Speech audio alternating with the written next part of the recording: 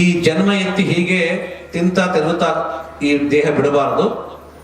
ಶಾಸ್ತ್ರದ ಭಗವಂತನಿಗೆ ಅತ್ಯಂತ ಪ್ರಿಯವಾಗಿರ್ತಕ್ಕಂಥ ಸಚ್ಚಾಸ್ತ್ರಗಳನ್ನು ತಿಳಿದುಕೊಂಡಾಗೆ ಈ ಜನ್ಮ ಬಂದಾಗ ಸಾರ್ಥಕವಾಗ್ತದೆ. ಅಥವಾ ವೈಕುಂಠ ಪ್ರಿಯ ದರ್ಶನ ಅಂದ್ರೆ ಆ ವೈಕುಂಠ ನಾಮಕನಾದಂಥ ಆ ಶ್ರೀಹರಿಗೆ ಪ್ರಿಯರಾದಂಥ ವ್ಯಕ್ತಿಗಳು ಯಾರು, ಆ ಶಾಸ್ತ್ರವನ್ನು ಚೆನ್ನಾಗಿ ತಿಳಿದುಕೊಂಡಿರ್ತಕ್ಕಂಥ ಮಹನೀಯರಾಗಿರ್ತಕ್ಕಂಥ ಜ್ಞಾನಿಗಳು, ಅವರ ದರ್ಶನವೇ ನಮಗೆ ದುರ್ಲಭ. ಅಂಥ ಮಹನೀಯರು ಇವತ್ತು ಆ ವೈಕುಂಠ ನಾಮಕ ಶ್ರೀಹರಿಯ ಪ್ರೀತಿಗೆ ಪಾತ್ರರಾಗಿರ್ತಕ್ಕಂಥ ದೊಡ್ಡ ಜ್ಞಾನಿಗಳಾಗಿರ್ತಕ್ಕಂಥ ಜ್ಞಾನನಿಧಿಗಳಾಗಿರ್ತಕ್ಕಂಥ ಪೂಜ್ಯ ಶ್ರೀಪಾದಂಗಳವರ ದರ್ಶನವೇ ನಮಗೆ ಶ್ರೀನಿವಾಸ ದೇವರ ದರ್ಶನ ಇಲ್ಲದೆ ಹೋದ್ರು, ಯಾರ ದರ್ಶನ ಇಲ್ಲದೆ ಹೋದ್ರು ಕೂಡ ಇವರ ಉಪದರ್ಶನ ಮಾಡಿಕೊಂಡ್ರೆ ಇವರ ಮುಖಾಂತರ ನಮಗ ಶ್ರೀನಿವಾಸ ದೇವರು ಒಲಿತಾನ. ಅದನ್ನು ಎಂದೋ ಭಾಗವತಲ್ಲಿ ಹೇಳಿದ್ದಾರೆ. ಮಹನೀಯರ ಭಗವಂತನಿಗೆ ವೈಕುಂಠ ನಾಮಕ ಶ್ರೀಹರಿಗೆ ಪ್ರಿಯರಾಗಿರ್ತಕ್ಕಂಥ ಇಂಥ ಮಹನೀಯರ ದರ್ಶನ. ಗಂಗಾ ಯಾತ್ರೆ ಮಾಡಿದ್ರು, ಕಾಶಿಗೆ ಹೋದ್ರು, ಗಂಗಾ ಸ್ನಾನ ಮಾಡಿ ಬಂದ್ರು, ಅವು ಫಲ ಕೊಡುತ್ತದೆ. ಯಾವಾಗೂ ಕೊಡುತ್ತದೆ. ಬರೋ ಜನ್ಮದಲ್ಲಿ ಕೊಡ್ಬೋದು, ಇನ್ಯಾವಾಗನೂ ಕೊಡ್ಬೋದು. ಈ ಜನ್ಮದಲ್ಲಿ ಆದ್ರೂ ಯಾವಾಗೋ ಒಂದಕ್ಕೆ ಕೊಡ್ಬೋದು. ತೇ ಪುನಂತಿ ಉರುಕಾಲೇನ ದರ್ಶನಾದೇವ ಸಾಧವ. ಆ ಗಂಗಾದ ಯಾತ್ರೆಗಳೆಲ್ಲ ಕೂಡ ಎಷ್ಟೋ ಹೊತ್ತಿಗೋ ಎಷ್ಟೋ ಜನ್ಮಗಳ ಅನಂತರ ಕೊಟ್ರೆ ನಮಗೆ ಸದ್ಯ ಕಾಲದಲ್ಲೇ ಪುಣ್ಯ ಬರಬೇಕು ಅಂತಂದ್ರೆ ಇಂತಹ ಮಹನೀಯರ ದರ್ಶನ ಮಾತ್ರದಿಂದಲೇ ಆ ಗಂಗಾ ಯಾತ್ರಾ ತುಂಗಾ ಯಾತ್ರಾ ಬದಿಗಿಟ್ಟರು ಕೂಡ ಇವರು ದರ್ಶನ ಆದ್ರೆ ಸಾಕು. ಅಂತಹ ವ್ಯಕ್ತಿಗಳು ಇವತ್ತು ನಮಗೆ ಇಲ್ಲಿ ಬಂದಿದ್ದಾರೆ.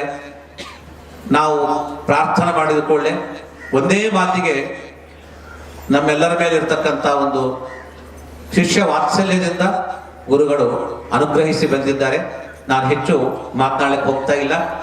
ಏನಾದರೂ ಅಲ್ಪ ಸ್ವಲ್ಪ ಸಮಯ ಮಿಕ್ಕರು ಆ ಸಮಯ ಎಲ್ಲ ಕೂಡ ಅವರ ಮಾತನ್ನೇ ನಾವು ಕೇಳುವುದಕ್ಕಾಗಿ ವಿನಿಯೋಗ ಮಾಡಿಕೊಳ್ಳೋಣ ಅಂತ ನಾನು ಸಾಷ್ಟಾಂಗ ನಮಸ್ಕಾರ ಮಾಡಿಕೊಳ್ಳುತ್ತಾ ಎಲ್ಲರ ಪರವಾಗಿ ಅವರನ್ನು ನಾನು ಪ್ರಾರ್ಥನೆ ಮಾಡ್ತಾ ಇದ್ದೀನಿ. ಅದಕ್ಕೆ ಮುಂಚಿತವಾಗಿ ಯಾರೂ ಮಾತನಾಡಬೇಡ್ರಿ. ಚಾನಲ್ಗೆ ಹೋಗೋದಕ್ಕಾಗಿ ಒಂದು 2 ನಿಮಿಷಗಳ ಕಾಲ ಸ್ವಾಮಿಗಳವರು ತೆಲುಗು ಕನ್ನಡ 2 ಭಾಷೆಯಲ್ಲಿ ಮಾತನಾಡ್ತಾರೆ. ನಮ್ಮ ಸ್ವಾಮಿಗಳಲ್ಲಿ ಏನು ಅಂದ್ರೆ ಬಹುಭಾಷಾ, ಮರಾಠಿಯಲ್ಲಿ ಅಷ್ಟೇ ಚೆನ್ನಾಗಿ ಮಾತನಾಡ್ತಾರೆ, ಹಿಂದಿಯಲ್ಲಿ ಹಾಗೆ ಮಾತನಾಡ್ತಾರೆ, ತಮಿಳ್ ಮಾತನಾಡ್ತಾರೆ, ಇಂಗ್ಲಿಷಲ್ಲಿ ಮಾತನಾಡ್ತಾರೆ. ಅದಕ್ಕೆ ಪೂರ್ವಾಶ್ರಮದಲ್ಲಿ ಇವರ ತಂದೆ ತಾಯಿಗಳು ಇವರಿಗೆ ಸರ್ವಜ್ಞಾಚಾರ ಅಂತ ಹೆಸರಿಟ್ಟಾರೆ. ಅದು ಅರ್ಥ ಮಾಡಿಕೊಂಡೇ ಇಟ್ಟಿದ್ದಾರೆ. ಸರ್ವಜ್ಞರಲ್ಲಿ ಎಲ್ಲವನ್ನೂ ತಿಳಿದವರು ಅಂತ ಮುಂದೆ ಸರ್ವಜ್ಞ ಪೀಠದಲ್ಲಿ ಕೂಡ್ತಾರೆ ಅಂತ ತಿಳಿದುಕೊಂಡೇ ಅವರ ತಂದೆ ತಾಯಿಗಳ ಹೆಸರಿಟ್ಟಾರೆ ಅಂತ ಅನ್ನುತ್ತದೆ. ಶ್ರೀ ಗುರುಭ್ಯೋ ನಮಃ. ಹರಿ ಓಂ. ಯತ್ಪದಂ ವೇದ ಸಂವೇದ್ಯಂ ಕಟಾಕ್ಷೇಣಾಪಿ ವೀಕ್ಷಿತುಂ ನ ಕ್ಷಮಂತೆ ವಿಮತಯಸ್ತಮುಪಾಸೇ ಶ್ರಿಯಃ ಪತಿಂ. ಮಯಿ ಸ್ಥಿತೋ ಮದಂಗೇಷು ಸ್ವತಂತ್ರೋ ವ್ಯಾಪ್ತವಾನ್ ಹರಿಃ ಸ ವಿಷ್ಣುಶ್ಚ ಸ್ವತಂತ್ರಂ ಮಾಂ ಸ್ವೇಚ್ಛಯಾ ವರ್ತಯತ್ಯಜಃ. ಸ್ವಾತ್ಮನಸ್ತಸ್ಯ ಪೂಜಾಸ್ಯುಃ ಮನೋವಾಕ್ಕಾಯವೃತ್ತಯಃ. ಮಮೈತಾಹ ಇತಿ ಕರ್ತಾರಂ ಉದ್ದೇಶ್ಯಂಚ ಹರಿಂ ಸ್ಮರೇತ್. ಧರ್ಮವಿಜ್ಞಾನ ವೈರಾಗ್ಯ ಪರಮೈಶ್ವರ್ಯಶಾಲಿನಃ ಆನಂದತೀರ್ಥ ಭಗವತ್ಪಾದಾನ್ ವಂದೇ ನಿರಂತರಂ. ಆನಂದತೀರ್ಥೋಪದಿಷ್ಟೋ ನಿಧಿರ್ನಾರಾಯಣಃ ವಯಃ ಪ್ರದರ್ಶಿತೋ ಯೇನ ಸಮ್ಯಕ್ ಜಯತೀರ್ಥಂ ತಮಾಶ್ರಯೇ. ಸತ್ಯಾಭಿಜ್ಞಕರಾಬ್ಜೋತ್ಥಾನ್ ಪಂಚಾಶದ್ವರ್ಷಪೂಜಕಾನ್ ಸತ್ಯಪ್ರಮೋದತೀರ್ಥಾರ್ಯಾನ್ ನೌಮಿ ನ್ಯಾಯಸುಧಾರತಾನ್.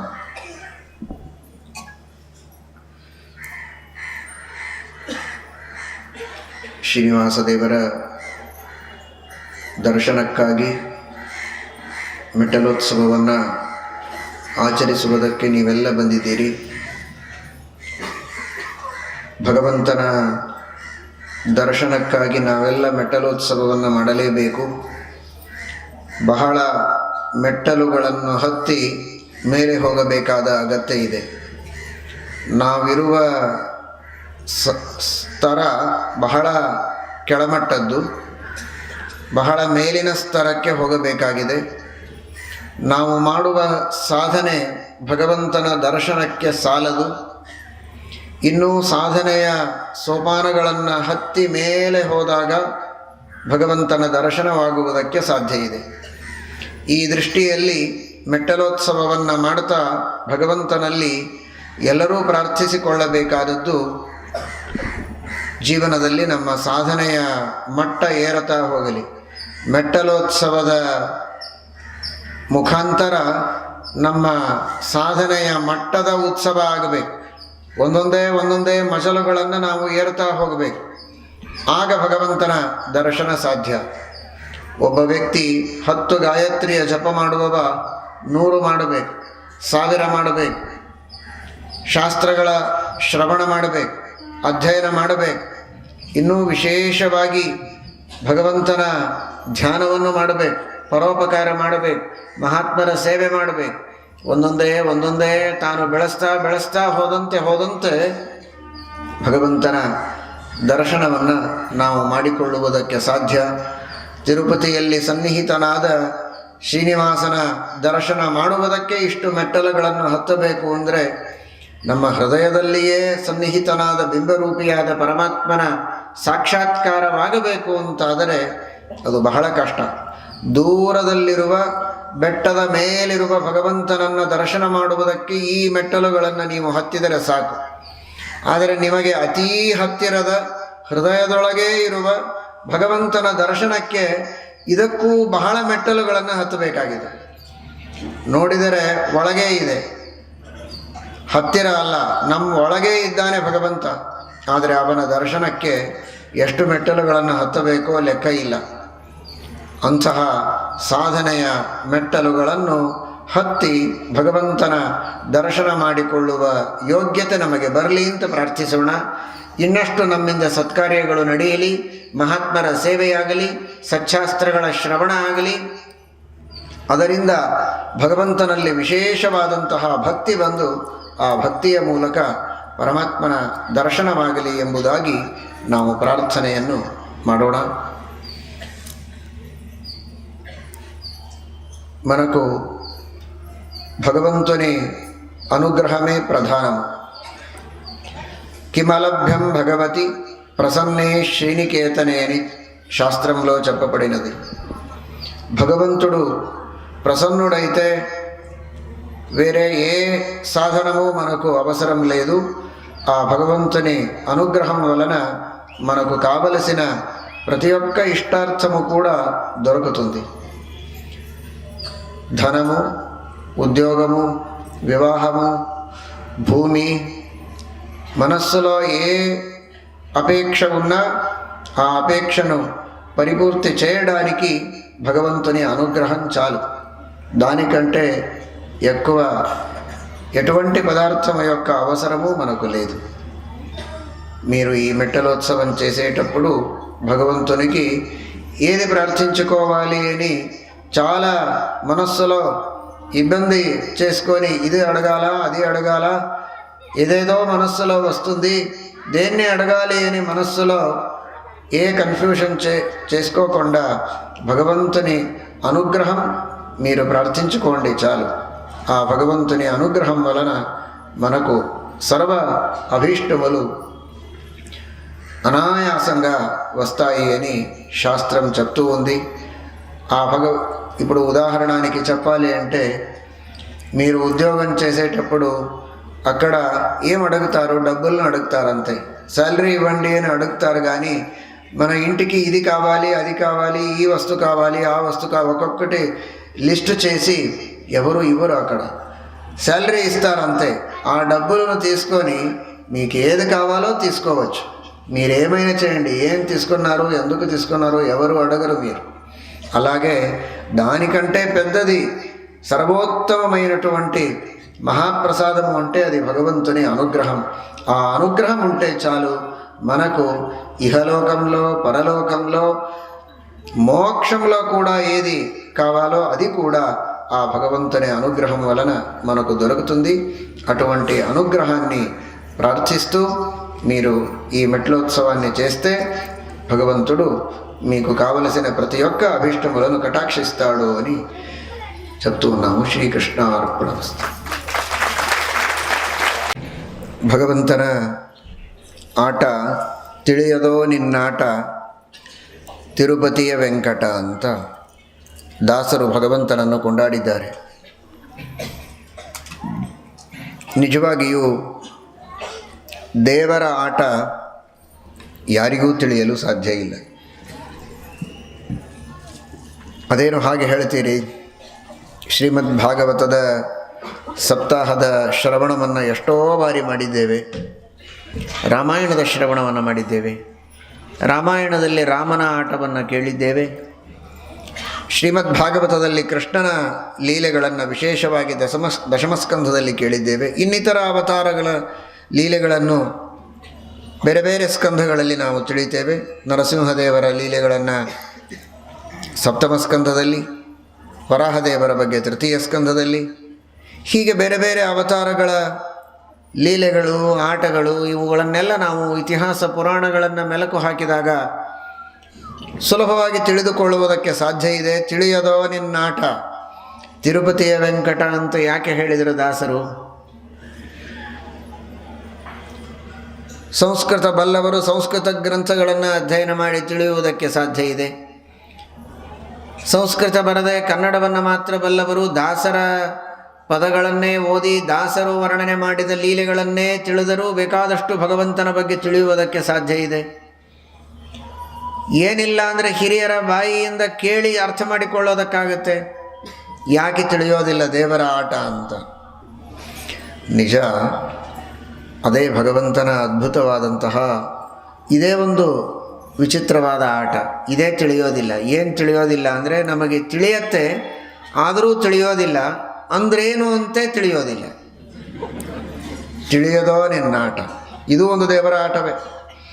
ದೇವರ ಬಗ್ಗೆ ನಾವು ತಿಳಿತೇವೆ ಚೆನ್ನಾಗಿ. ಎಲ್ಲ ಕಥೆಗಳೂ ಗೊತ್ತು. ಕೃಷ್ಣನ ಕಥೆ ಕೇಳಿದರೆ ಚಿಕ್ಕ ಮಕ್ಕಳು ಕೂಡ ಹೇಳುವುದಕ್ಕೆ ಸಿದ್ಧ. ಅದರಲ್ಲಿ ವಿಶೇಷವಾಗಿ ತಿರುಪತಿಯ ತಿಮ್ಮಪ್ಪನ ಅನುಗ್ರಹದಿಂದ, ದಾಸ ಸಾಹಿತ್ಯ ಪ್ರಾಜೆಕ್ಟಿನ ಒಂದು ವಿಶೇಷ ಕೃಪೆಯಿಂದ, ಶ್ರೀನಿವಾಸನ ಪರಮಾನುಗ್ರಹದಿಂದ ಎಲ್ಲ ಮಹಿಳಾ ಮಂಡಳಿ, ಭಜನಾ ಮಂಡಳಿಗಳು, ಪುರುಷರು, ಸ್ತ್ರೀಯರು, ಮಕ್ಕಳು ಎಲ್ಲರೂ ಚೆನ್ನಾಗಿ ದಾಸ ಸಾಹಿತ್ಯದ ಅಭ್ಯಾಸವನ್ನು ಮಾಡ್ತಾ ಮಾಡ್ತಾ ಮಾಡ್ತಾ ಕೃಷ್ಣನ ರಾಮನ ಲೀಲೆಗಳನ್ನೆಲ್ಲ ಚೆನ್ನಾಗಿ ತಿಳಿದಿದ್ದೀರಿ. ಆ ಶ್ರೇಯಸ್ಸೆಲ್ಲ ದಾಸ ಸಾಹಿತ್ಯದ ಪ್ರಾಜೆಕ್ಟಿಗೆ ಸೇರಬೇಕಾದದ್ದು. ಹೀಗಿರುವಾಗ ದೇವರ ಲೀಲೆಗಳು, ಆಟಗಳು ತಿಳಿದಿವೆ, ಆದರೂ ತಿಳಿದಿಲ್ಲ. ಕೃಷ್ಣನ ಲೀಲೆ ಗೊತ್ತು ಅಂದರೆ ಗೊತ್ತು. ಕೃಷ್ಣ ಗೋವರ್ಧನ ಪರ್ವತ ಎತ್ತಿದ ಗೊತ್ತು. ಹೇಗೆ ಎತ್ತಿದ? ಪುಟ್ಟ ಬಾಲಕ ತನ್ನ ಬೆರಳಿನ ಮೇಲೆ 7 ದಿವಸಗಳವರೆಗೆ ಗೋವರ್ಧನ ಪರ್ವತವನ್ನು ಎತ್ತಿದ ಅಂದರೆ ಅರ್ಥ ಮಾಡಿಕೊಳ್ಳೋದು ಹೇಗೆ? ಇನ್ಫಾರ್ಮೇಷನ್ ಇದೆ. ಹೇಗೆ ಸಾಧ್ಯ ಇದು? ಅದು ಗೊತ್ತಾ? ತಿಳಿಯದೋ ನಿನ್ನಾಟ ತಿರುಪತಿಯ ವೆಂಕಟ. ಗೊತ್ತಿಲ್ಲ. 7 ದಿನ ಭಾಗವತ ಕೇಳಿದಿರಿ, ಆದರೆ 7 ದಿನ ಕೃಷ್ಣ ಗೋವರ್ಧನ ಪರ್ವತವನ್ನು ಹೇಗೆ ಎತ್ತಿ ಹಿಡಿದ? ಒಬ್ಬ ಹುಡುಗನಿಗೆ ಇದು ಸಾಧ್ಯವೇ? ಅದು ನಮಗೆ ಅರ್ಥವಾಗಲಿಕ್ಕೆ ಸಾಧ್ಯವಿಲ್ಲ. ಅತಿಮಾನುಷ ಶಕ್ತಿ ಅದು.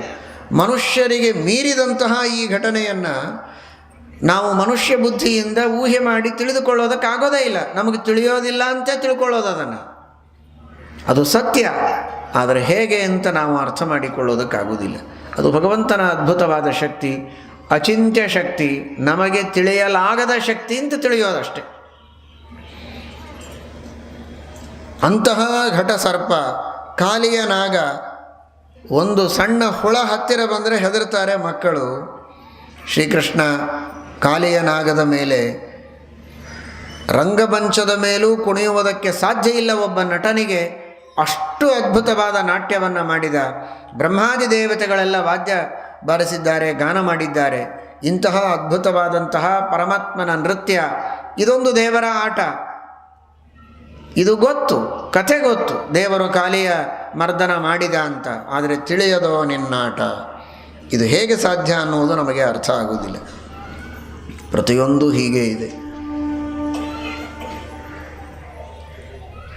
ಮೆಟ್ಟಲೋತ್ಸವಕ್ಕೆ ಅಂತ ಇಷ್ಟು ಜನ ಮಹಿಳೆಯರನ್ನು, ಮಹಿಳಾ ಮಂಡಳಿಗಳನ್ನು ಅಷ್ಟು ದೂರದಿಂದ ಕರೆಸಿ 2 ದಿವಸ 3 ದಿವಸ ಏನೋ ಕಾರ್ಯಕ್ರಮಗಳನ್ನೆಲ್ಲ ಮಾಡಿ, ಪ್ರಶ್ನೋತ್ತರಗಳನ್ನು ಮಾಡಿ, ನಿಮಗೆಲ್ಲ ವ್ಯವಸ್ಥೆ ಮಾಡಿ ನಿಮ್ಮ ಊರಿಗೆ ಮನೆಗೆ ಕೊಟ್ಟು ಕಳಿಸೋದರೊಳಗೆ ಅವರಿಗೊಂದು ದೊಡ್ಡ ತಪಸ್ಸಾಗಿರ್ತದೆ. ಆನಂದ ತೀರ್ಥಾಚಾರ್ಯರೇ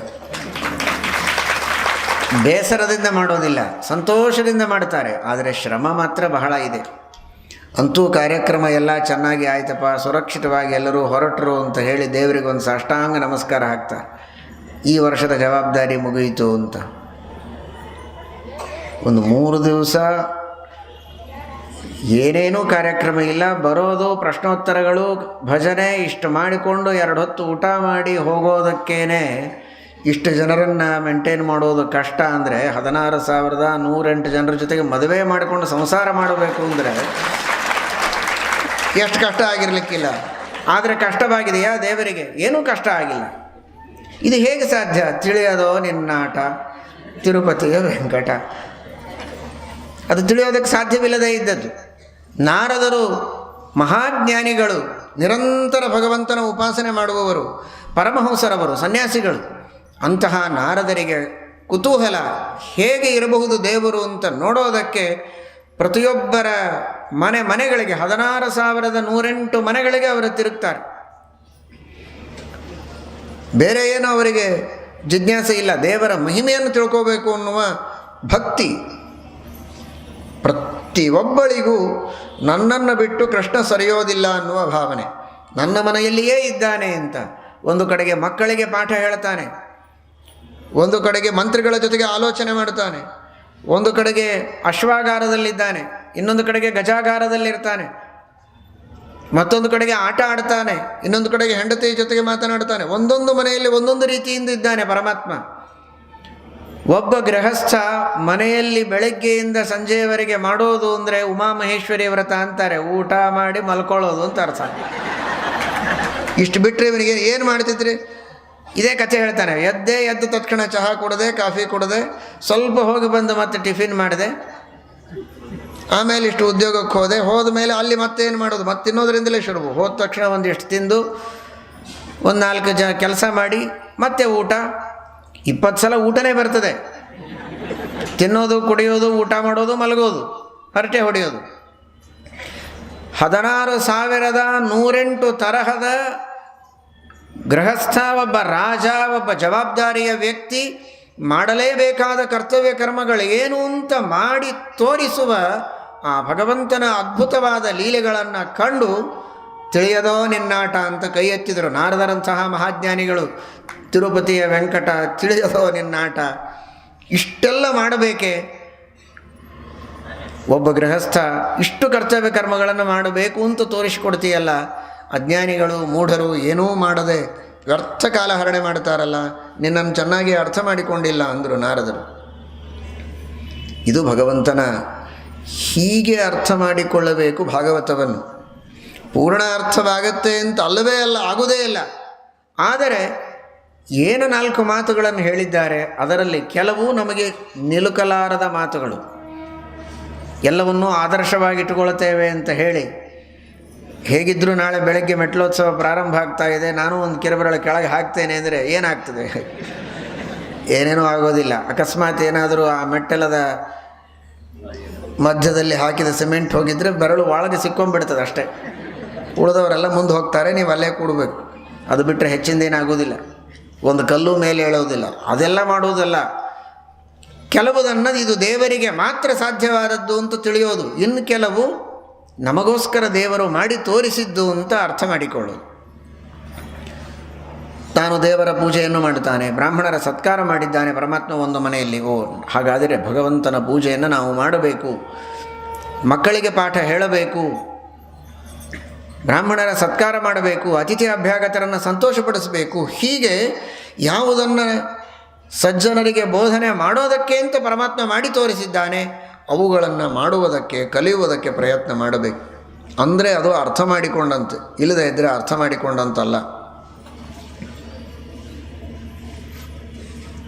ನಾವು ಹೇಗಿರಬೇಕು ಅನ್ನೋದನ್ನು ಒಬ್ಬನು ನೀರು ಬಡಿಸ್ತಾ ಇರ್ತಾನೆ, ಹುಡುಗನಿಗೆ ತೋರಿಸ್ತಾನೆ. ಅರ್ಥ ಆಯ್ತಲ್ಲ ಅಂತಾನೆ. ಅರ್ಥ ಆಯಿತು, ನೀರು ಬಡಿಸ್ತಾ ಇದ್ದಿದೆ, ಅರ್ಥ ಆಯಿತು. ಅದೆಲ್ಲ ಅರ್ಥ ಆಗೋದು, ನೀನು ಹೀಗೆ ನೀರು ಬಡಿಸು ಅಂತ ಅದರ ಅರ್ಥ. ಅರ್ಥ ಆಯ್ತಲ್ಲ ಅಂದರೆ ಹೌದು ಅರ್ಥ ಆಯಿತು, ಬರ್ತೇನೆ ನಾನು ಬಡಿಸೋದಕ್ಕೆ ಅಂತ ಅನ್ನಬೇಕು. ಆಗ ಅವನಿಗೆ ಅರ್ಥ ಆದ ಹಾಗೆ. ನೀನು ಬಡಿಸ್ತಾ ಇದ್ದಿ, ಗೊತ್ತಾಯಿತು, ಅರ್ಥ ಆಯಿತು ಅಂದರೆ ಅದಲ್ಲ ಅರ್ಥ. ಹಾಗೆ ಭಗವಂತ ಯಾವುದನ್ನು ನಮಗೆ ಮಾಡುವುದಕ್ಕೆ ಅಂತ ತೋರಿಸಿದ್ದಾನೆ, ಮರ್ತ್ಯಾವತಾರಸ್ತ್ವಿಹ ಮರ್ತ್ಯ ಶಿಕ್ಷಣಂ, ಅದನ್ನು ನಾವು ಅರ್ಥ ಮಾಡಿಕೊಂಡು ಜೀವನದಲ್ಲಿ ಅನುಷ್ಠಾನ ಮಾಡುವುದಕ್ಕೆ ಕಲಿಯಬೇಕು. ಆಗ ನಿಜವಾಗಿ ಅರ್ಥ ಮಾಡಿಕೊಂಡಂತೆ. ಇದು ಅವತಾರ ಕಾಲದಲ್ಲಿ ದೇವರು ತೋರಿಸಿದಂತಹ ಲೀಲೆಗಳ ಬಗ್ಗೆ ನಾವು ಅರ್ಥ ಮಾಡಿಕೊಳ್ಳಬೇಕಾದ ರೀತಿ. ಇನ್ನು ಪರಮಾತ್ಮ ಜಗತ್ತಿನ ಸೃಷ್ಟಿಯಾದಿಗಳನ್ನು ಮಾಡ್ತಾನೆ, ಅದು ದೊಡ್ಡ ಆಟ. ಇಡೀ ಜಗತ್ತಿನ ಸೃಷ್ಟಿಯೇ ದೇವರ ಆಟ. ಸ್ಥಿತಿ ಲಯ ನಿಯಮನ ಜ್ಞಾನ ಅಜ್ಞಾನ ಬಂಧ ಮೋಕ್ಷ ಏನೆಲ್ಲ ಜಗತ್ತಿಗೆ ಕೊಡ್ತಾನೆ ಎಲ್ಲವೂ ಆಟ ಅಂತ ಹೇಳಿದ್ದಾರೆ. ಇದೆಲ್ಲವೂ ಭಗವಂತನ ಲೀಲೆ ಅಂತ. ಯಾವುದರಿಂದಲೂ ಭಗವಂತನಿಗೆ ಪ್ರಯೋಜನ ಇಲ್ಲ, ಅದು ಅವನ ಸ್ವಭಾವ, ಆಟ ಅಷ್ಟೇ. ಇಡೀ ಜಗತ್ತಿನ ಇಷ್ಟೆಲ್ಲ ಕಾರ್ಯಗಳನ್ನು ಆಟದಂತೆ ಮಾಡಬೇಕಾದರೆ ಆ ಭಗವಂತನ ಶಕ್ತಿ, ಅವನ ಯೋಗ್ಯತೆ ಏನು ಅದ್ಭುತವಾಗಿರಬಹುದು ಹೇಳಿ. ಏನು ಆಟ ಆಡ್ತಾ ಆಡ್ತಾ ಕೆಲಸ ಮಾಡಿಬಿಟ್ರು ಅಂತಂತಾರೆ. ಅದರ ಅರ್ಥ ಅಷ್ಟು ಅನಾಯಾಸವಾಗಿ ಏನು ಶ್ರಮ ಇಲ್ಲದೆ ಮಾಡಿದರು ಅಂತ. ಅಡುಗೆ ಮಾಡ್ತಾರೆ ಕೆಲವರು, ಸರಿಯಾಗಿ ಎಲ್ಲಿ ಬಡಿಸಿರ್ತಾರೆ ಅಂಥಲ್ಲಿ ಹೋಗಿ ಸಾಲಾಗಿ ಕೂಡಬೇಕು. ಬಡಿಸೋರು ಬಡಿಸಿದರೆ ಊಟ ಮಾಡ್ಕೊಂಡು ಎದ್ದು ಹೋಗ್ಬೇಕು ಹೊರತು ಅಡುಗೆ ಮನೆಗೆ ಹೋಗ್ಲಿಕ್ಕೆ ಹೋಗಬಾರ್ದು. ನೋಡಲಿಕ್ಕಾಗೋದಿಲ್ಲ, ಆಮೇಲೆ ಅಡುಗೆ ಊಟ ಮಾಡಲಿಕ್ಕೆ ಬರೋದಿಲ್ಲ. ಆ ತರಹ ಇರ್ತದೆ ಅವರ ವೇಷ, ಅವರ ಭೂಷ. ಅಷ್ಟು ಶ್ರಮ, ಮೈಯೆಲ್ಲ ಬೆವರು, ಬಹಳ ಕಷ್ಟಪಟ್ಟು ಇಡ್ಲಿ ಕಪ್ಪೆಲ್ಲ ಇವರ ಮೈಗೆ, ಪಂಜಾಕ್ಕೆ ಎಲ್ಲದಕ್ಕೂ ಹತ್ತಿ ಹೋಗಿರ್ತದೆ. ಅರ್ಧ ಇಡ್ಲಿ ಇವನ ಮೈ ಮೇಲೆ ಬಂದಿರ್ತದೆ, ಅರ್ಧ ಒಲಿ ಒಳಗೆ ಹೋಗಿರ್ತದೆ. ಇಷ್ಟೆಲ್ಲ ಕಷ್ಟಪಟ್ಟು ಇನ್ನು ಕೆಲವರು ಮಾಡ್ತಾರೆ ನೋಡ್ರಿ, ರುಚಿಯಾದ ಅಡುಗೆ ಮಾಡಿರ್ತಾರೆ. ಇದೀಗ ಸ್ನಾನ ಮಾಡಿ ಫ್ರೆಶ್ ಆಗಿ ಬಂದಿದ್ದಾರೆ, ಇನ್ಮೇಲೆ ಅಡುಗೆ ಪ್ರಾರಂಭ ಮಾಡ್ತಾರೋ ಅಂತನ್ನೋ ಹಾಗಿರ್ತದೆ. ಅಡುಗೆ ಮುಗಿಸಿಬಿಟ್ಟಿರ್ತಾರೆ, ಶ್ರಮನೇ ಮಾಡ್ಕೊಳ್ಳೋದಿಲ್ಲ. ಮೈ ಕಪ್ಪಾಗಿರೋದಿಲ್ಲ, ಕಣ್ಣು ಕೆಂಪಾಗಿರೋದಿಲ್ಲ, ಬೆವರಿನ ಹನಿ ಇಲ್ಲ, ಮೈ ಮೇಲಿರುವಂತಹ ಗೋಪಿ ಚಂದನ ಮುದ್ರೆ ಹಾಗೆ ಝಳ ಝಳ ಝಳ ಇರ್ತದೆ. ಬೆವರು ಬಂದರೆ ತಾನೇ ಹೋಗಬೇಕು, ಬೆವರೇ ಬಂದಿರೋದಿಲ್ಲ. ಯಾವಾಗ ಅಡುಗೆ ಶುರು ಮಾಡ್ತೀರಿ ಅಂತ, ಆಯಿತು ಊಟಕ್ಕೆ ಕೊಡ್ಬೋದು ಅಂತಾರೆ. ಅದು ಯಾಕೆ? ಅದೇ ಕೌಶಲ. ಕೆಲಸ ಮಾಡುವುದು ಬೇರೆ, ಕೆಲಸದೊಳಗೆ ಕೌಶಲ ಅನ್ನೋದೊಂದು ಬೇರೆ. ಆ ಕೌಶಲ ಇದೆ, ಅಷ್ಟು ಅನಾಯಾಸವಾಗಿ ಆಟದಂತೆ ಮಾಡ್ತಾರೆ ಅವರು ಅದನ್ನು. ಅದೊಂದು ಕಾಟ ಅಲ್ಲ ಅವರಿಗೆ. ಮಾಡುವವರಿಗೆ ಅದು ಕಾಟ ಆದರೆ ಊಟ ಮಾಡುವವರಿಗೆ ಇನ್ನೆಷ್ಟು ಕಾಟ ಆಗಲಿಕ್ಕಿಲ್ಲ.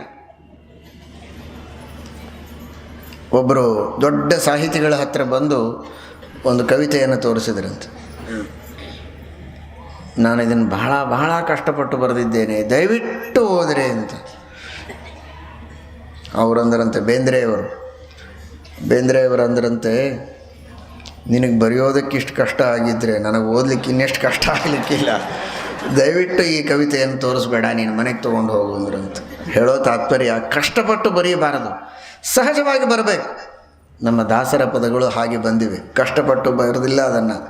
ಸಹಜವಾಗಿ ಅನಾಯಾಸವಾಗಿ ಭಗವಂತನೊಳಗಿರುವ ಭಕ್ತಿಯ ಉದ್ರೇಕದಿಂದ ಭಾವನೆಗೆ ಪರವಶರಾಗಿ ಸಮಾಜದ ಉದ್ಧಾರವನ್ನು ಮಾಡಬೇಕು ಅನ್ನುವ ಕಳಕಳಿ ಅವರಲ್ಲಿ ಉಕ್ಕೇರಿದಾಗ ಸಹಜವಾಗಿ ಸ್ಪಾಂಟೇನಿಯಸ್ ಆಗಿ ಬಂದಂತಹ ಗಾಥೆಗಳು, ಭಗವಂತನ ವರ್ಣನೆ, ಸಮಾಜದ ಸುಧಾರಣೆ, ಇವುಗಳನ್ನು ಮಾಡುವುದಕ್ಕಾಗಿ ಅವರು ಮಾಡಿದಂತಹ ಹಾಡುಗಳು ಸಹಜವಾಗಿ ಬಂದದ್ದು ಅನ್ನೋದಕ್ಕೆ ನಮಗೆಲ್ಲ ಹಾಡಿದರೆ ಆನಂದ ಆಗ್ತದೆ.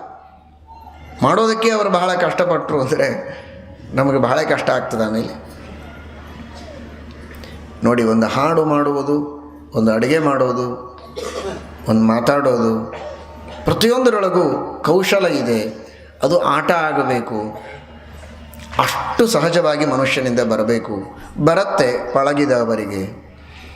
ಭಗವಂತನಿಗೆ ಒಂದು ಸಣ್ಣ ಪುಟ್ಟ ಕೆಲಸ ಅಲ್ಲ, ವಿಶ್ವದ ಸೃಷ್ಟಿ, ವಿಶ್ವದ ಸ್ಥಿತಿ, ವಿಶ್ವದ ಸಂಹಾರ.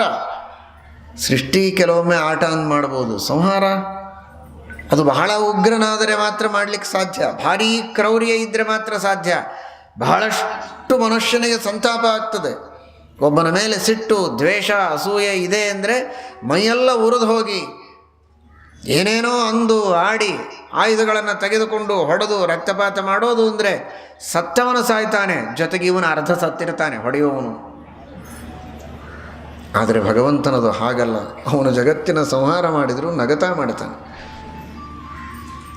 ತೋರಿಸ್ತಾನೆ. ಸಿಟ್ಟು ಬಂದ ಹಾಗೆ ಇಲ್ಲ ಅಂತಲ್ಲ. ಯದ್ರೋಷೋತ್ಕರ ದಕ್ಷ ನೇತ್ರ ಕುಟಿಲ ಪ್ರಾಂತೋತ್ಥಿತ ಅಗ್ನಿಸ್ಫುರತ್ ಖದ್ಯೋತೋಪಮ ವಿಸ್ಫುಲಿಂಗ ಭಸಿತಾ ಬ್ರಹ್ಮೇಶ ಶಕ್ರೋತ್ಕರಾ. ಭಾರೀ ಸಿಟ್ಟು, ಕೆಂಪು ಕಣ್ಣು, ಕಿಡಿ ಹಾರಿದ ಹಾಗೆ, ಅದರಿಂದ ಎಲ್ಲರೂ ಭಸ್ಮ ಆದ ಹಾಗೆ ತೋರಿಸ್ತಾನೆ ದೇವರು. ಆದರೆ ಅವನಿಗೇನು ಸಂತಾಪ ಆಗಿರೋದಿಲ್ಲ. ನಾಟಕದೊಳಗೆ ಆರ್ಭಟ ಮಾಡುತ್ತಾರೆ, ಅಷ್ಟು ಉಗ್ರ ರೂಪ ತೋರಿಸ್ತಾರೆ. ಆ ಕಡೆಗೆ ನೇಪಥ್ಯದೊಳಗೆ ಹೋದರು ಅಂದರೆ ನಗ್ತಾ ಇರ್ತಾರೆ. ಹಾಗಿರುತ್ತೆ ದೇವರ ನಾಟಕ. ಹಾಗೆ ಇಡೀ ಜಗತ್ತಿನ ಸೃಷ್ಟಿಸ್ಥಿತಿ ಲಯಗಳನ್ನು ದೇವರು ಮಾಡಬೇಕಾಗಿದ್ದರೆ ಆ ದೇವರ ಶಕ್ತಿ ಎಷ್ಟು ಅದ್ಭುತ. ಬಹುಚಿತ್ರ ಜಗದ್ ಬಹುಧಾಕರಣಾತ್ ಪರಶಕ್ತಿ ಅನಂತ ಗುಣ ಪರಮಃ. ಇದು ನಮಗೆ ತಿಳಿಯೋದಕ್ಕೆ ಸಾಧ್ಯವಿದೆಯೇ? ತಿಳಿಯದೋ ನಿನ್ನಾಟ ತಿರುಪತಿಯ ವೆಂಕಟ. ಭಗವಂತನ ಆಟವನ್ನು ನಾವು ತಿಳಿಯೋದಕ್ಕೆ ಸಾಧ್ಯ ಇಲ್ಲ. ನಾವು ಅಷ್ಟು ಕಷ್ಟಪಟ್ಟು ದೂರದಿಂದ ಬಂದ್ವಿ, ಒಂದು 5 ನಿಮಿಷವೂ ದೇವರೆದುರಿಗೆ ನಿಲ್ಲಿಸಲಿಲ್ಲ. ಹತ್ತಿರ ಹೋಗೋದಕ್ಕೇ ತಳ್ತಾ ಇದ್ದರು. ತಿಳಿಯದೋ ನಿನ್ನಾಟ ತಿರುಪತಿ ವೆಂಕಟ, ಇದೊಂದೇ ದೇವರ ಆಟ ಅಂತ ತಿಳ್ಕೊಬೇಡ್ರಿ. ನಿಜ, ದೇವರ ಎದುರಿಗೆ ಒಂದು ಕ್ಷಣವೂ ನಾವು ನಿಲ್ಲೋದಕ್ಕೆ ಸಾಧ್ಯವಾಗಲಿಲ್ಲ. ಅಷ್ಟೂ ದೇವರು ನಮಗಾಗಿ ಅವಕಾಶ ಕೊಡಬಾರದೆ ಅಂತ ನಿಮಗೆ ಅನಿಸ್ಬೋದು. ಆದರೆ ದೇವರು ತಿರುಗಿ ನಿಮಗೊಂದು ಸವಾಲು ಹಾಕಿದರೆ ತಲೆ ಕೆಳಗೆ ಹಾಕಿದವರಿಗೆ ಮೇಲೆ ಎತ್ತಲಿಕ್ಕೆ ಸಾಧ್ಯ ಇಲ್ಲ. ಅಂಥ ಸವಾಲು ಹಾಕ್ತಾನೆ ದೇವರು. ನೀವು ಯಾವಾಗೋ ಒಂದು ಸಲ ದೇವರ ದರ್ಶನಕ್ಕೆ ಬಂದದ್ದಕ್ಕೆ ದೇವರು ನಿಮ್ಮ ಎದುರಿಗೆ ನಿಂದಿರ್ಸ್ಕೊಂಡು ಕೂಡಬೇಕು ಅಂತ ನಿಮಗೆ ಅಪೇಕ್ಷೆ ಇದೆ. ದೇವರು 24 ಗಂಟೆ ಅನಾದಿ ಕಾಲದಿಂದ ಅನಂತ ಕಾಲದವರೆಗೆ, ಈ ಜನ್ಮ ಅಲ್ಲ, ಹೋದ ಜನ್ಮ ಅಲ್ಲ, ಅದರ ಹಿಂದಿನ ಜನ್ಮ ಅಲ್ಲ, ಅನಾದಿ ಕಾಲದಿಂದ ಅನಂತ ಕಾಲದವರೆಗೆ ಪ್ರತಿಯೊಬ್ಬ ಜೀವನ ರಕ್ಷಣೆಗೆ ಅವರವರ ಜೀವ ಸ್ವರೂಪದೊಳಗೇ ಇದ್ದು ಅವರಿಗೆ ಬೇಕಾದ ಜ್ಞಾನ, ಇಚ್ಛಾ, ಪ್ರಯತ್ನಾದಿಗಳನ್ನೆಲ್ಲ ಕೊಡ್ತಾ ಅವರ ಲಿಂಗದೇಹ, ಅವರ ಸ್ಥೂಲ ದೇಹ ಎಲ್ಲವನ್ನೂ ನಿಯಮನ ಮಾಡುತ್ತಾ ಪಂಚಜ್ಞಾನೇಂದ್ರಿಯ, ಪಂಚಕರ್ಮೇಂದ್ರಿಯ, ಮನಸ್ಸು, ಅವನಿಗೆ ಬೇಕಾದ ಆಹಾರ, ಅವನಿಗೆ ಬೇಕಾದಂತಹ ಬಂಧು ಬಳಗ, ಪ್ರೀತಿ, ವಿಶ್ವಾಸ, ಏನೇನು ಬೇಕೋ ಎಲ್ಲವನ್ನೂ ಕೊಡ್ತಾ ಕೊಡ್ತಾ ಅವನು ಯಾವುದೇ ಜನ್ಮದಲ್ಲಿರ್ಬೋದು. ಅವನು ಮಾನವನಾಗಿರಬಹುದು, ಪಶು ಆಗಿರಬಹುದು, ಕ್ರಿಮಿ ಕೀಟ ಆಗಿರಬಹುದು, ಕಾಣುವ ಪ್ರಾಣಿ, ಕಾಣದ ಸೂಕ್ಷ್ಮ ಪ್ರಾಣಿ ಆಗಿರ್ಬೋದು. ಅಂಥದಕ್ಕೆ ಕೊಡೋದು ಬಹಳ ಕಷ್ಟ. ಇಷ್ಟು ಜನ ಬಂದಿದ್ದೀರಿ, ಎಲ್ಲರಿಗೂ ಊಟಕ್ಕೆ ಹಾಕೊಂಡ್ರೆ ಬರಬರ ಕೂಟ್ರೆ ಸಾಲಾಗಿ ಎಲ್ಲರಿಗೂ ಬಡಿಸಿ ಊಟಕ್ಕೆ ಹಾಕ್ಬೋದು. ಇಲ್ಲೇನೇನೋ ಸಣ್ಣ ಸಣ್ಣ ಸಣ್ಣ ಸಣ್ಣ ಕಣ್ಣಿಗೆ ಕಾಣದ ಕ್ರಿಮಿ ಕೀಟ ಎಲ್ಲ ಇವೆ. ಎಷ್ಟು ಜನ ವಾಲಂಟಿಯರ್ಸ್ ಬಂದಿದ್ದೀರಿ, ಇಲ್ಲಿ ಬಂದು ನಿಲ್ಲಿ ಸ್ಟೇಜ್ ಮೇಲೆ. ನಾನು ಹೇಳ್ತೇನೆ, ಇವರಿಗೆಲ್ಲ ಊಟಕ್ಕೆ ಹಾಕಿದ್ದೀರಿ ಸಾಕು. ಇಲ್ಲಿರುವಂತಹ ಎಲ್ಲ ಕ್ರಿಮಿಕೀಟಗಳೇನಿವೆ ಅವುಗಳನ್ನೆಲ್ಲ ಕೂಡಿಸಿ ಚೆನ್ನಾಗಿ ಉಪಚಾರ ಮಾಡಿರಿ, ಮಾತಾಡಿಸ್ರಿ, ಅವ್ರಿಗೇನು ಬೇಕೋ ಕೇಳ್ರಿ ಅಂತ ಹೇಳ್ತೇನೆ. ಒಬ್ಬರು ಮಾಡಿಸ್ಲಿಕ್ಕೆ ಬಂದರೆ ನೋಡೋಣ ಯಾರಿದ್ದೀರಿ ಗಂಡಸರು? ಸುಲಭನ ಅದು ಮಾಡೋದು?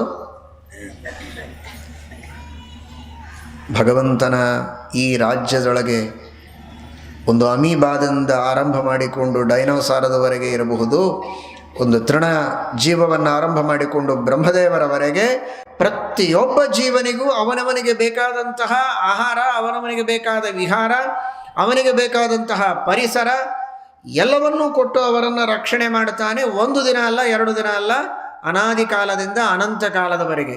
ಇಷ್ಟು ಮಾಡುವ ದೇವರಿಗಾಗಿ ದಿನದೊಳಗೆ ನಿಮ್ಮ ನಿಮ್ಮ ಮನೆಯೊಳಗೆ ನೀವು ಎಷ್ಟು ಹೊತ್ತು ನನಗಾಗಿ ಹಾಕ್ತೀರಿ ಅಂತ ದೇವರ ತಿರುಗಿ ಪ್ರಶ್ನೆ ಕೇಳ್ತಾನೆ. ಈಗ ಬಂದ ಮಾತ್ರಕ್ಕೆ ನಾನು ಎಲ್ಲ ಬಿಟ್ಟು ನೀವನ್ನೊಬ್ಬನ್ನೇ ನಿಂದಿರಿಸಿಕೊಂಡು ನೋಡಬೇಕು, ತೋರಿಸ್ಬೇಕು ಅಂತಂತೀಯಲ್ಲ, ನೀನು ಎಷ್ಟು ಹೊತ್ತು ನನ್ನ ಸ್ಮರಣೆಯನ್ನು ನಿತ್ಯದಲ್ಲಿ ಮಾಡ್ತೀಯ ಹೇಳು? ನನ್ನ ಹಾಡು ಹೇಳ್ತೀಯ, ನನ್ನ ಸ್ತೋತ್ರಗಳನ್ನು ಹೇಳ್ತೀಯ, ನನ್ನ ಶಾಸ್ತ್ರಗಳ ಶ್ರವಣ ಮಾಡ್ತೀಯ, ನನ್ನ ಧ್ಯಾನವನ್ನು ಮಾಡ್ತೀಯ ಹೇಳು? ನನಗಾಗಿ ನೀನು ಸಮಯವನ್ನು ಮೀಸಲಿಟ್ಟರೆ ನಿನಗಾಗಿ ನಾನೂ ಸಮಯವನ್ನು ಮೀಸಲಿಡ್ತೇನೆ ಅಂತಾನೆ ದೇವರು. ಅಷ್ಟು ಸಮಯವನ್ನು ಮೀಸಲಿಟ್ಟೇ ಇಡ್ತಾನೆ. ನೀವಿಷ್ಟು ಭಕ್ತಿಯಿಂದ ಕಷ್ಟಪಟ್ಟು ಮೆಟ್ಟಲೋತ್ಸವ ಮಾಡಿಕೊಂಡು ಹೋಗ್ತೀರಿ ಅನ್ನೋದಕ್ಕಾಗೇ ಬೇರೆ ಯಾರಿಗೂ ಸಿಗದೇ ಇರೋ ಹಾಗೆ ನಿಮಗೆ ಸುಲಭವಾಗಿ ದರ್ಶನದ ವ್ಯವಸ್ಥೆಯನ್ನು ದೇವರು ಮಾಡಿದ್ದೇಕೆ? ಅದು ಪ್ರೀತಿಯಿಂದ, ಅದು ದೇವರ ಅನುಗ್ರಹದಿಂದಲೇ ನಿಮಗೆ ಸಿಕ್ಕದ್ದು. ಆದರೆ ಇನ್ನೂ ವಿಶೇಷವಾಗಿ ಭಗವಂತನ ಅನುಗ್ರಹವಾಗಬೇಕಾದರೆ ನಮ್ಮ ಸಾಧನೆ ಇನ್ನೂ ಬೆಳೆಯಬೇಕು. ಈ ಮೆಟ್ಟಲುಗಳನ್ನು ಹತ್ತಿದರೆ ಸಾಲದು. ನಿಜವಾದ ಸಾಧನೆಯ ಮೆಟ್ಟಲುಗಳನ್ನು ನಾವು ಹತ್ತಿದಾಗ ದೇವರು ನಮ್ಮನ್ನು ನಿಶ್ಚಿತವಾಗಿಯೂ ಹತ್ತಿರ ಕರೆದುಕೊಳ್ತಾನೆ, ತನ್ನ ದರ್ಶನವನ್ನು ಕೊಡ್ತಾನೆ, ಪರಮಾನುಗ್ರಹವನ್ನು ಮಾಡಿ ಸಕಲ ಇಷ್ಟಾರ್ಥಗಳ ವೃಷ್ಟಿಯನ್ನು ಮಾಡುವುದರಲ್ಲಿ ಯಾವುದೇ ಸಂಶಯವಿಲ್ಲ. ತಿಳಿಯದೋ ನಿನ್ನಾಟ ತಿರುಪತಿಯ ವೆಂಕಟ, ತಿಳಿಸು ನಿನ್ನಾಟವ ಅಂತ ನಾವು ಕೇಳಬೇಕು. ತಿಳಿಯದೋ ನಿನ್ನಾಟ ನಿಜ, ಆದರೆ ನನ್ನ ಯೋಗ್ಯತೆ ಇದ್ದಷ್ಟು ತಿಳಿಸಿ ನನ್ನನ್ನು ಉದ್ಧಾರ ಮಾಡುವಂಥ ದೇವರಲ್ಲಿ ಭಕ್ತಿಯಿಂದ ಎಲ್ಲರೂ ಕೂಡ ಪ್ರಾರ್ಥನೆಯನ್ನು ಮಾಡಿಕೊಳ್ಳಿ. ಪಂಡಿತ ಆನಂದ ತೀರ್ಥಾಚಾರ್ಯರು ದಾಸ ಸಾಹಿತ್ಯ ಪ್ರಾಜೆಕ್ಟ್ ತಿರುಮಲ ತಿರುಪತಿ ದೇವಸ್ಥಾನದ ವತಿಯಿಂದ ವರ್ಷಕ್ಕೆ 3-4 ಬಾರಿ ಈ ತರಹದ ಮೆಟ್ಟಲೋತ್ಸವಗಳನ್ನು ಮಾಡ್ತಾ ನಮ್ಮ ಭಾರತ ದೇಶದ ಮೂಲೆ ಮೂಲೆಗಳಲ್ಲಿರುವ ಎಲ್ಲ ಭಕ್ತರನ್ನು ಆ ಭಗವಂತನ ಪಾದದ ಅಡಿಯಲ್ಲಿ ಸೇವೆ ಮಾಡುವ ಸೌಭಾಗ್ಯವನ್ನು ಕರುಣಿಸಿ ಒಂದು ವಿಶೇಷವಾಗಿ ಭಗವಂತನ ಕೃಪೆಗೆ ಪಾತ್ರರಾಗುವಂತೆ ನಿಮಗೆಲ್ಲ ಅವಕಾಶವನ್ನು ಮಾಡಿಕೊಡ್ತಾ ಇದ್ದಾರೆ. ಇದು ಅವರು ಮಾಡುವ ಬಹಳ ದೊಡ್ಡದಾದಂತಹ ಸೇವೆ. ನೀವೆಲ್ಲ ಇಷ್ಟು ಭಕ್ತಿಯಿಂದ ನಿಮ್ಮ ಅನೇಕ ಲೌಕಿಕ ಕಾರ್ಯಗಳಿದ್ದರೂ ಅದನ್ನು ಬಿಟ್ಟು ಬಂದಿದ್ದೀರಿ. ಇದೇ ಮುಖ್ಯ, ಇದೇ ವೈರಾಗ್ಯ. ವೈರಾಗ್ಯ ಅಂದರೆ ಲೌಕಿಕ ಸುಖವನ್ನು ಬಿಟ್ಟು ದೇವರ ಚಿಂತನೆ ಮಾಡುವುದಕ್ಕಾಗಿ ನಾವು ಬರೋದು, ಅದೇ ವೈರಾಗ್ಯ. ಆ ತರಹದ ವೈರಾಗ್ಯವೆಂಬ ಮೆಟ್ಟಲನ್ನು ಒಂದು ಹತ್ತಿದ್ದೀರಿ ಈಗ ನೀವು ಅನ್ನೋದಕ್ಕಾಗಿಯೇ ಮುಂದೆ ಭಗವಂತ ಮುಖ್ಯವಾದ ಜ್ಞಾನಭಕ್ತಿಗಳನ್ನು ಕೊಡ್ತಾನೆ. ವಿರಕ್ತಾನಾಮೇವ ಚ ಜ್ಞಾನಂ ಅಂತ ಶ್ರೀಮದಾಚಾರ್ಯರು ಹೇಳಿದ್ದಾರೆ. ಅಂತಹ ಜ್ಞಾನವನ್ನು ಭಕ್ತಿಯನ್ನು ಕೊಟ್ಟು ನಿಮ್ಮೆಲ್ಲರನ್ನೂ ಉದ್ಧಾರ ಮಾಡಲಿ. ನಿಮಗೆ ಮಾತ್ರ ಅಲ್ಲ, ನಿಮ್ಮ ಮಕ್ಕಳು, ನಿಮ್ಮ ವಂಶ ಪರಂಪರೆಯಲ್ಲಿ ಇದೇ ತರಹ ವಿಷ್ಣು ಭಕ್ತಿಯನ್ನು ಮಾಡುವ ಭಗವದ್ಭಕ್ತರು ಹುಟ್ಟಿ ಅವರೆಲ್ಲರೂ ಸಾಧನೆ ಮಾಡುವಂತಾಗಲಿ ಎಂಬುದಾಗಿ ಪ್ರಾರ್ಥನೆಯನ್ನು ಮಾಡ್ತೇವೆ. ಶ್ರೀಕೃಷ್ಣ.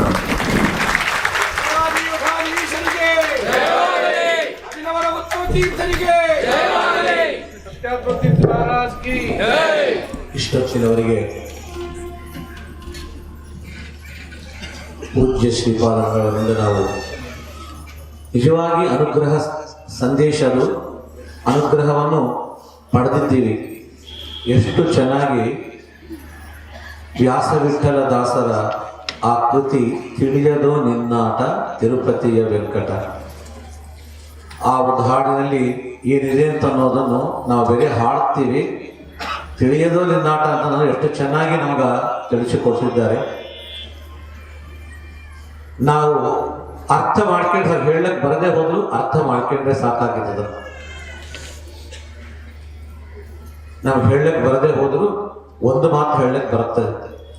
ಇವರು ಆ ತಿರುಪತಿಯ ವೆಂಕಟನ ಶ್ರೀಹರಿಯ ಮಹಿಮೆಯನ್ನು ಅದ್ಭುತವಾಗಿ ತಿಳಿಸೋಣದ್ರಿಂದ ಶ್ರೀನಿವಾಸನಿಗೆ ತುಂಬಾ ಸಂತೋಷವಾಗಿದೆ.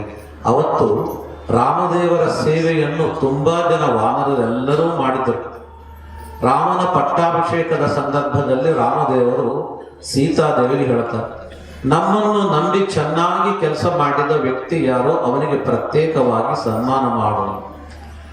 ನವರತ್ನದ ಮಾಲಿಕೆಯನ್ನು ಸೀತಾ ಕೈಗೆ ಕೊಟ್ಟಾಗ ಯಾರಿಗೆ ಹಾಕ್ತಾರೆ ಅಂತ ಸುಗ್ರೀವ ನನಗೆ ಮಾಡ್ಬೋದು, ನಾನೇ ಮಾಡಿದ್ದೀನಿ, ಮತ್ತೊಬ್ಬರು ನಾನು ಮಾಡಿದ್ದೀನಿ ಎಲ್ಲರೂ. ಕೊನೆಗೆ ಅವಳು ಸೀತಾದೇವಿ ಹೋಗಿ ಎಲ್ಲಿ ಇರದೆ ಎಲ್ಲೋ ಒಂದು ಕಡೆ ಕೂತಿರ್ತಕ್ಕಂಥ ಎಲ್ಲವನ್ನೂ ಮರೆತು ರಾಮನನ್ನು ಮಾತ್ರ ನೆನಪಿಗಿಟ್ಕೊಂಡು ಭಜನೆ ಮಾಡ್ತಕ್ಕಂಥ ಹನುಮಂತನ ಕೊರಳಲ್ಲಿ ತಂದು ಆ ನವರತ್ನ ಮಾಲಿಕ ಹಾಕಿದರು. ಇವತ್ತು ಅದೇ ರಾಮ ಶ್ರೀನಿವಾಸನಾಗಿ ಇದ್ದಾಗ ತಿಳಿಯದೋ ನಿನ್ನಾಟ ಅಂತ ಆ ಶಾಸ್ತ್ರದ ವಚನಗಳಿಂದ ನಾವು ತಿಳಿಸುವಾಗ ಆ ವೆಂಕಟನಿಗೆ ಸಂತೋಷವಾಗಿ ಅವನ ಹೆಂಡತಿಗೆ ಹೇಳಿದ್ರಂತ, ನೋಡಿ ಇಷ್ಟು ಚೆನ್ನಾಗಿ ನನ್ನ ಮಹಿಮೆ ಹೇಳಿದ್ದಾರೆ ಇಂಥ ಸತ್ಯಾತ್ಮ ತೀರ್ಥರು, ಅವರಿಗೆ ನೀನು ಹಾರ ಹಾಕಿದಾಗ ಪದ್ಮಾವತಿ ದೇವಿ ತಾನು ಹಾಕಿದ ಹಾರವನ್ನು ಕಳಿಸಿದ್ದಾರೆ. ಈಗ ಸ್ವಾಮಿಗಳವರಿಗೆ ಅದನ್ನ ಸಮರ್ಪಣೆಯನ್ನು ಮಾಡೋಣ.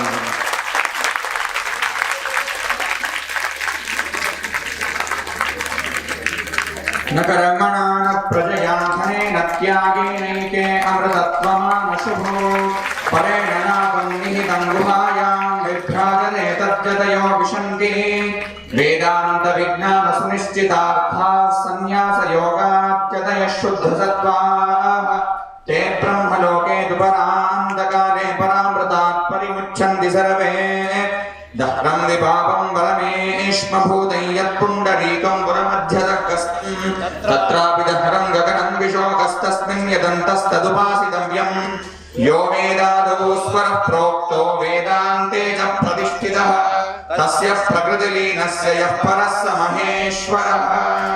ಹರೇ ಶ್ರೀನಿವಾಸ, ಹರೇ ಶ್ರೀನಿವಾಸ.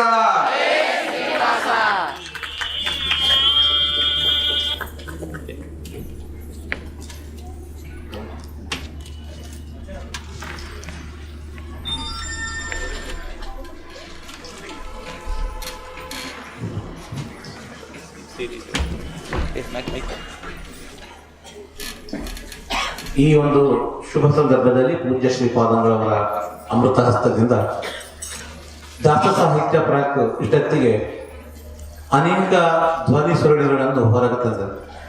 ನೂರಾರು ಹಾಡುಗಳು ಈ ಬಗ್ಗೆ ಹೊರಗೆ ಬಂತು. ಈ ವರ್ಷ ಮೆಟ್ಲೋತ್ಸವದಲ್ಲಿ ಇನ್ನೊಂದು 10 ಸಿಡಿಗಳಾಗಿದೆ, ಆದರೆ ಅದನ್ನ ಸ್ವಲ್ಪ ಕೆಲಸ ಆಗೋದಿದೆ.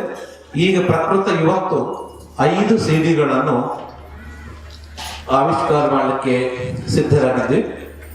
ಅದು ಬಂದ ನೋಡಿ ಗೋವಿಂದ ಕೃಷ್ಣ ಪುರಂದರದಾಸರ ರಚನೆ. ಈ ಒಂದು ಸಿಡಿ ಒಳಗೆ 10 ಹಾಡುಗಳು.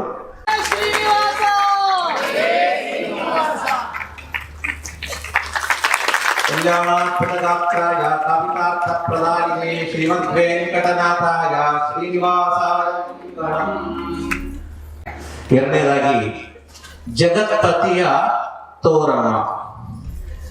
ಇದು ಕೇವಲ ಲಕ್ಷ್ಮೀದೇವಿಯ ಹಾಡುಗಳು.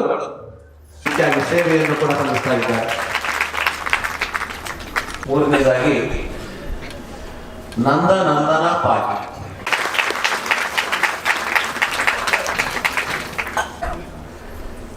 ನಾಲ್ಕನೇದಾಗಿ ಹರಿದಾಸ ಗಾನ ಸೌರಭ. ಐದನೇ ಶ್ರೀಯಾಗಿ ಭಾರತಿ ಭರತ ನರ್ತಾಂಗಿ.